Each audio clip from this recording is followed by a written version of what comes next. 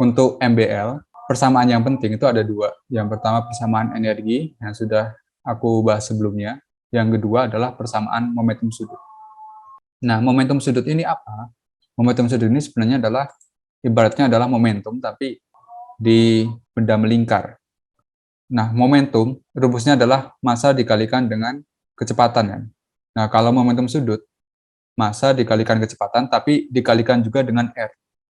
Nah, kalau secara vektor, momentum sudut itu dirumuskan sebagai L, seperti ini, yang merupakan vektor radius di-crosskan dengan vektor momentum. Jadi, di sini adalah vektor radiusnya, dan yang ini adalah vektor momentum. Ada massa dikalikan dengan kecepatan.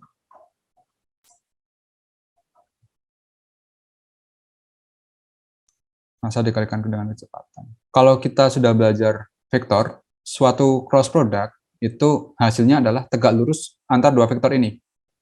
Jadi kalau ada vektor R di-crosskan dengan vektor P yang arahnya ke sana, maka resultan arah dari vektornya itu tegak lurus.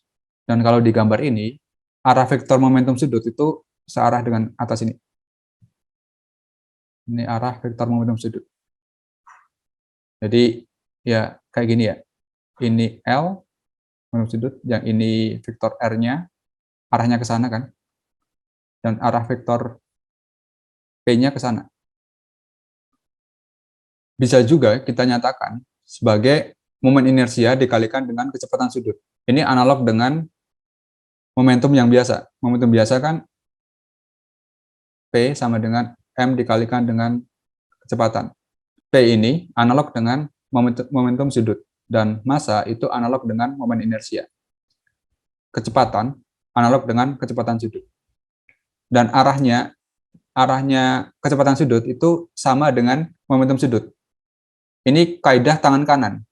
Jadi kalau kita gambarkan tangan kanan kita ya, ini jempol, terus ini tangannya, ini ya. Nah, ini ibaratnya kan ini ada melingkar seperti ini, dan arahnya ini itu menggambarkan arah momentumnya, momentum sudutnya. Jadi kalau bendanya bergeraknya seperti ini, maka arah momentum sudutnya itu ke atas. Dan kalau misalkan bendanya bergeraknya ke arah sana, arah momentum sudutnya itu ke arah bawah. Itu kaidah tangan kanan. Seperti itu. Momentum sudut ini, selagi nggak ada gaya luar yang bekerja, maka momentum sudut ini kekal. Jadi, maksudnya gaya luar itu ya, misalkan di sini ada planet ya, yang mengitari pusat massanya, misalkan di sini matahari atau apa gitu. Selagi nggak ada gaya luar itu maksudnya ya tumbukan atau pengaruh dari gaya gravitasi lain gitu ya, selain yang ini gitu. Maka momentum sudutnya itu kekal. Kemudian secara gampangnya momentum sudut itu bisa dicari dengan persamaan sebagai berikut. Jadi misalkan ada benda yang bermassa M kecil, yang bergerak dengan kecepatan V. Dan di sini itu pusat massanya, di mana si benda M ini mengitari pusat massanya. Nah, kalau di elips itu kan dia punya ini kan, kecepatannya nggak tangensial, tapi ada komponen tangensialnya dan ada kecepatan komponen radialnya. Begitu juga di hiperbola dan parabola. Ada komponen tangensial dan ada kecepatan komponen radialnya. Nah, untuk mencari momentum sudut, untuk mencari besarnya ya, kita bisa mencari dengan massa dikalikan dengan kecepatan tangensial, dikalikan dengan R. Jadi yang dipakai untuk mencari momentum sudut itu kecepatan tangensial. Tuh. Karena apa?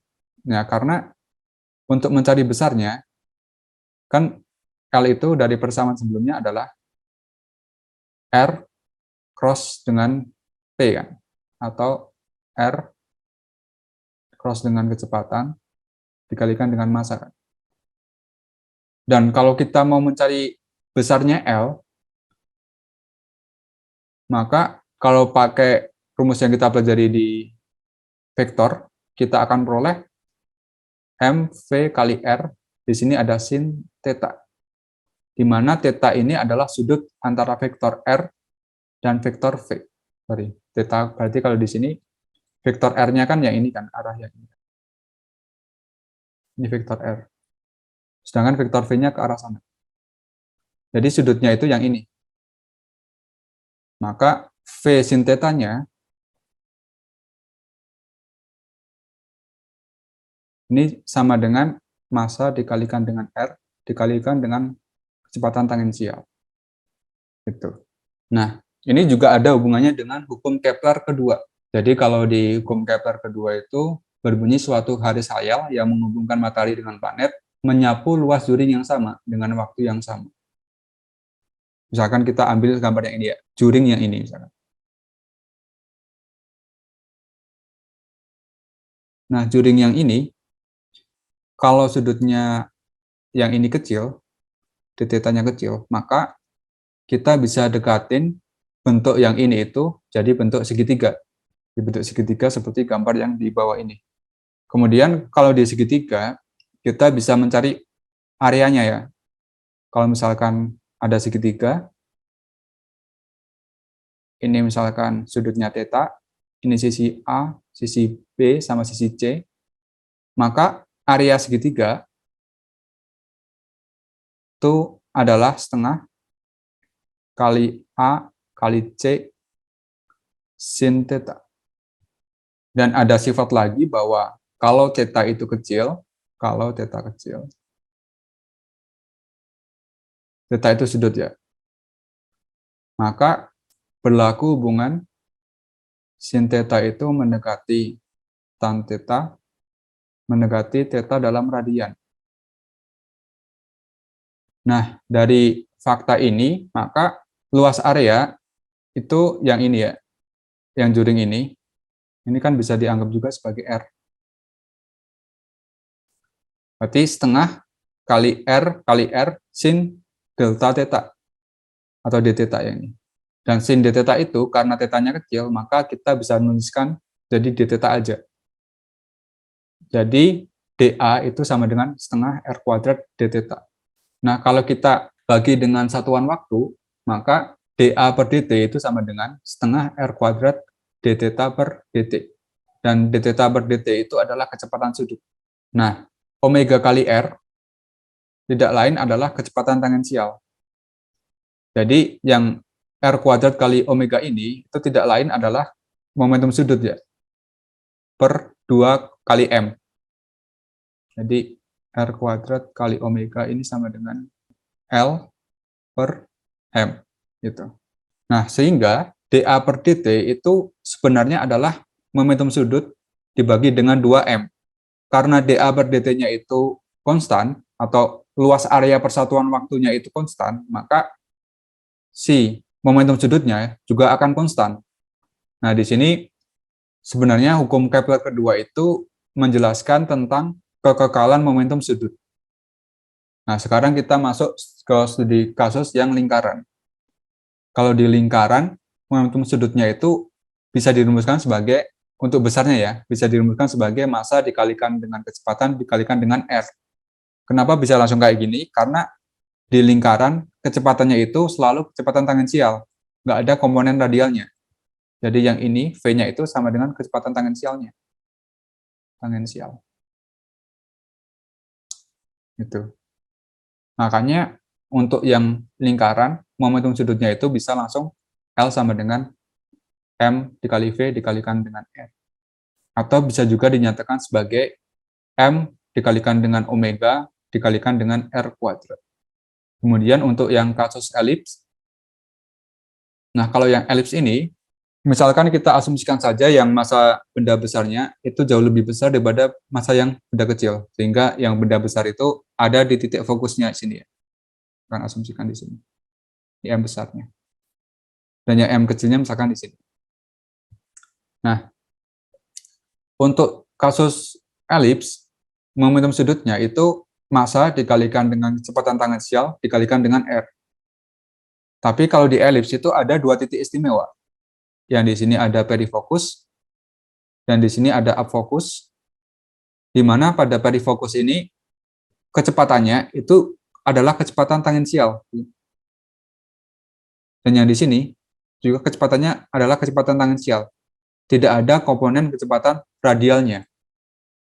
Sehingga kalau kita ambil salah satu di posisi ini, maka kita akan mudah untuk menghitung besar dari momentum sudut di elips ini. Oke, misalkan kita ambil yang ini ya, L itu sama dengan massa dikalikan dengan kecepatan perifokus dikalikan dengan R perifokus sama dengan M dikali kecepatan di afokus dikalikan dengan R di afokus. Karena kekal kan momentum sudutnya. Nah, dari kecepatan elips yang sudah kita pelajari sebelumnya, kecepatan elips itu bisa kita hitung dengan persamaan Gm per 2R seper A. Seperti ini ya. Nah, untuk yang di perifokus, maka R perifokus itu adalah A dikalikan 1 kurang E. Dan yang R afokus itu adalah A ditambah A dikali 1 plus E. Nah, ini bisa dipelajari di matematika ya, di bab elips. Yang R peri ini kok bisa dapat seperti ini, itu gimana caranya? Itu bisa dipelajari di matematika. Nah, kalau kita ambil kecepatannya ini adalah kecepatan peri fokusnya ya, akan V peri. Maka akan kita peroleh ini Gm 2, R-nya diganti R peri.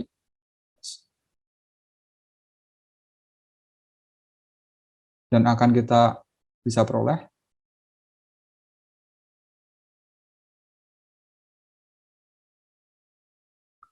ya, ini kita kalikan dengan ini 2 dikurang 1 ini ya. Ini A-nya nggak usah masuk.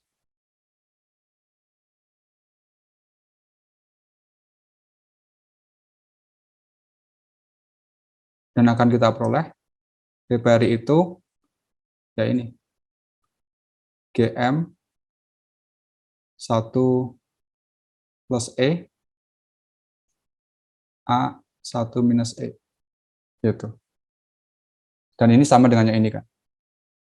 Dan kita bisa kalikan dengan si R perinya, ya ini R perinya.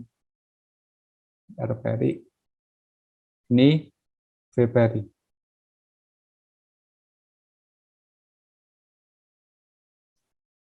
Dan bisa kita sederhanakan menjadi bentuk seperti ini. Jadi untuk di elips, momentum sudutnya itu bisa dinyatakan sebagai berikut.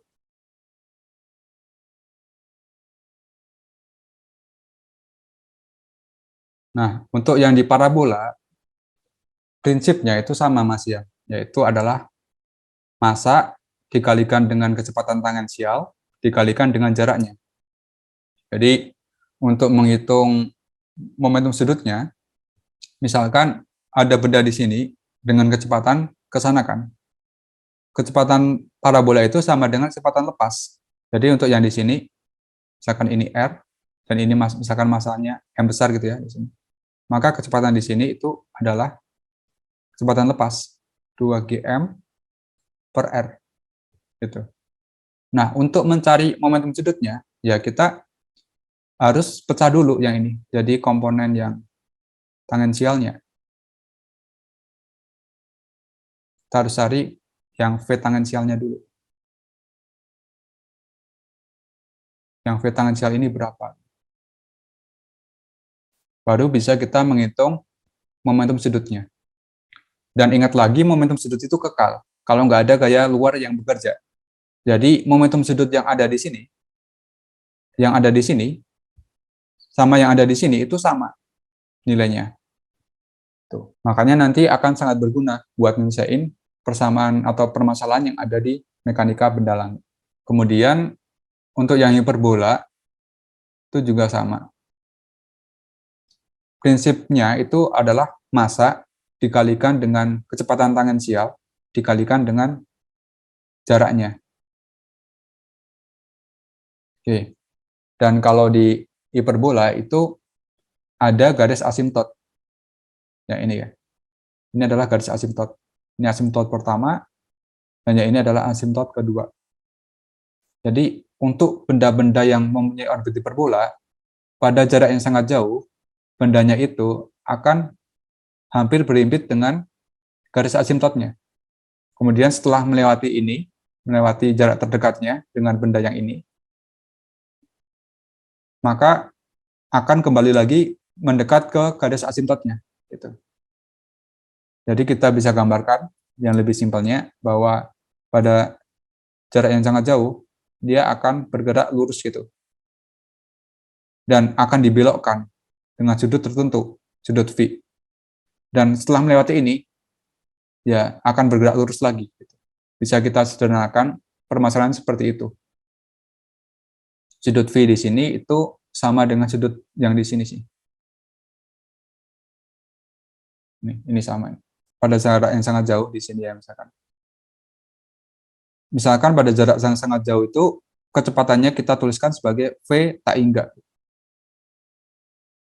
Maka kita bisa mencari momentum sudutnya itu dengan cara ya massa dikalikan dengan jaraknya D dikalikan dengan sin theta. Sin theta itu yang ini. Nah, kalau dengan dikalikan dengan sin theta, maka kita akan peroleh komponen yang kecepatan radial. Sorry, kecepatan tangensial.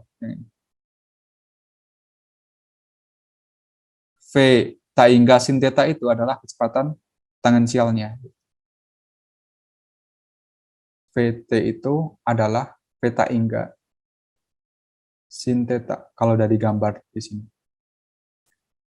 Sehingga kita bisa menuliskan jadi persamaannya ini kan. Nah, di sini D sin theta itu adalah B.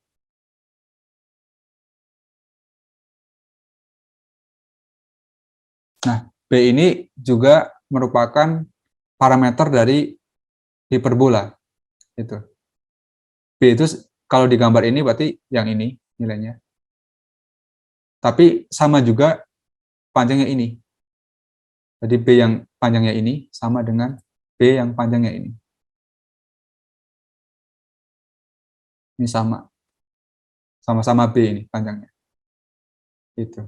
Untuk yang hiperbola, momentum sudut itu bisa dinyatakan sebagai massa kecepatan tak hingga dikalikan dengan B. Gitu. Oke, mungkin untuk yang momentum sudut cukup sampai di sini.